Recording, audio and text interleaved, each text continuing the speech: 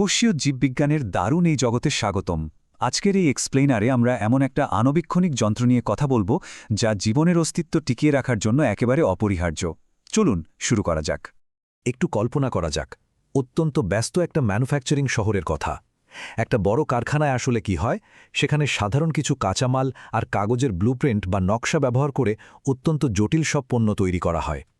কাঁচামালগুলো ধীরে ধীরে অ্যাসেম্বলি লাইনে আসে, নকশা অনুযায়ী জোড়া লাগে আর ধাপে ধাপে একটা চূড়ান্ত পণ্যের রূপ নেয়। জীববিজ্ঞানের জগতেও ঠিক এরকমই একটা ঘটনা ঘটে প্রতিনিয়ত। ওকে, বিষয়টা একটু গভীরভাবে দেখা যাক। আমাদের জীবদেহের প্রতিটি কোষের ভেতরেও ঠিক ওই কারখানার মতোই একটা চূড়ান্ত লেভেলের অ্যাসেম্বলি লাইন বা উৎপাদন সারি আছে।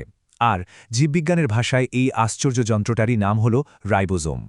আজকের এই আলোচনায় আমরা মূলত ৬টি বিষয় কভার করব: কারখানার উপমা, রাইবোজোম আবিষ্কারের ইতিহাস, এর ধরন, সাবইউনিটগুলোর একটু অন্যরকম গাণিতিক হিসাব, রাসায়নিক গঠন, আর একদম শেষে দেখব এর মূল বইয়ের সংজ্ঞা। শুরুতেই আসা যাক ১ নম্বর সেকশনে, দ্য ফ্যাক্টরি অ্যানালজি বা কারখানার উপমা। কারখানায় যে কোনো পণ্য তৈরি করার জন্য যেমন একটা ব্লুপ্রিন্ট বা লিখিত নির্দেশিকা থাকে, কোষের ভেতরে ঠিক সেই নির্দেশিকা হিসেবে কাজ করে এমআরএনএ বা এমআরএনএ। কারখানার কাঁচামালের জায়গাটা এখানে নিচ্ছে বিভিন্ন ধরনের অ্যামিনো অ্যাসিড, আর ফাইনাল প্রোডাক্ট সেটা হলো প্রোটিন, যা দিয়ে মূলত পেশি, এনজাইম মানে বলতে গেলে পুরো জীবদেহটাই তৈরি হয়। এবার ২ নম্বর সেকশন, রাইবোজোম আবিষ্কার। বিজ্ঞানের ধারণা কিন্তু সময়ের সাথে সাথেই বদলায়। যেমন ১৯৪৩ সালের কথা, বিজ্ঞানী আলবার্ট ক্লড প্রথম সাইটোপ্লাজম থেকে এই কণাগুলো আলাদা করতে সক্ষম হন এবং নাম দেন মাইক্রোসোম। এরপর ১৯৫৫ সালে জীববিজ্ঞানী জর্জ প্যালাডে ইলেকট্রন মাইক্রোস্কোপের নিচে এগুলোকে আরও ক্লিয়ারলি পর্যবেক্ষণ করেন, আর তিনি প্রথম এই নামটা বদলে রাখেন রাইবোজোম। ৩ নম্বর সেকশন, টাইপস অফ রাইবোজোমস। এখানে খুব ইন্টারেস্টিং একটা ব্যাপার আছে।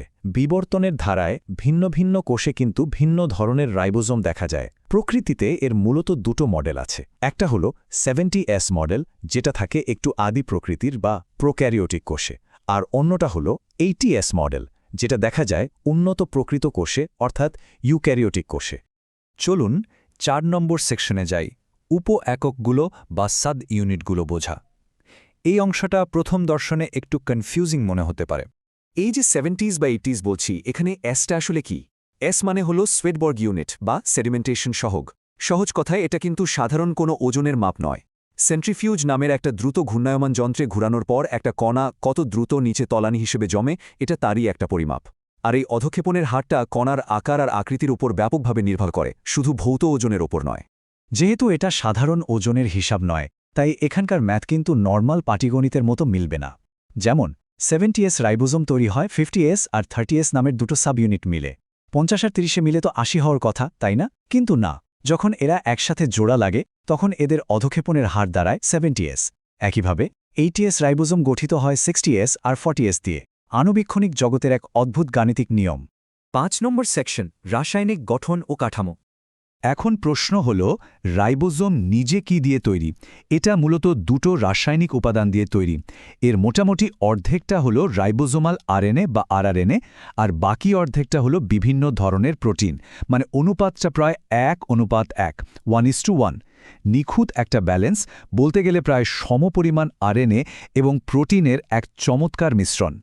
রাসায়নিক গঠনের পাশাপাশি টেক্সট বুক থেকে আরও কয়েকটা স্ট্রাকচারাল ফ্যাক্ট আমাদের জেনে রাখা দরকার। সবচেয়ে বড় বৈশিষ্ট্য হল, রাইবোজোমের চারপাশে কোনো মেমব্রেন বা আবরণী নেই। এটা একেবারেই আবরণীবিহীন।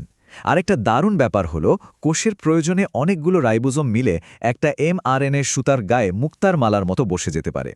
এই দলবদ্ধ অবস্থাকে বলে পলিসোম বা পলিরাইবোজোম। এটা অনেকটা কারখানায় একই ব্লুপ্রিন্ট ব্যবহার করে একসাথে অনেকগুলো প্রোটিন তৈরি করার মতো, মানে রীতিমতো মাস প্রোডাকশন করার একটা ব্যবস্থা। আমাদের শেষ section, ৬ number, the text book definition.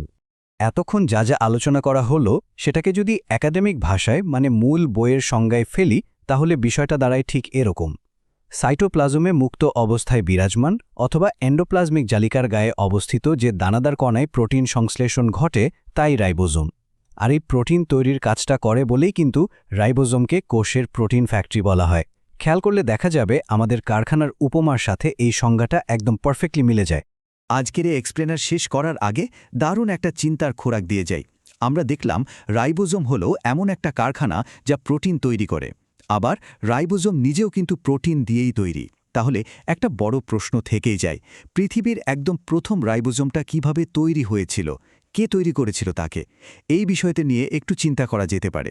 আশা করা যায় এই কৌতূহল উদ্দীপক প্রশ্নটি কোষীয় জীববিজ্ঞানের রহস্যের আরও গভীরে যাওয়ার আগ্রহ জাগিয়ে তুলবে।